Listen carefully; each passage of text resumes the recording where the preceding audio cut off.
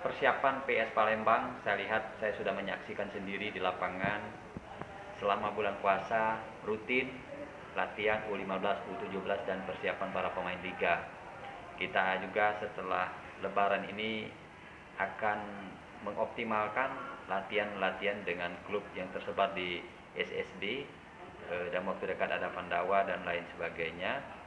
Yang jelas baik U15, 17 dan juga pemain liga selalu siap dan standby di tempat.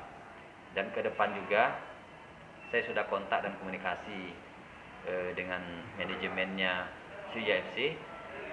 Saya juga sudah menyiapkan pemain-pemain liga kita nanti untuk pertandingan persahabatan lah dengan klub-klub besar. Paling tidak bukan menang kalahnya, tapi kita ingin berbagi pengalaman dulu dalam rangka menyiapkan mental anak-anak para pemain liga sehingga dia lebih termotivasi dan lebih optimis lagi.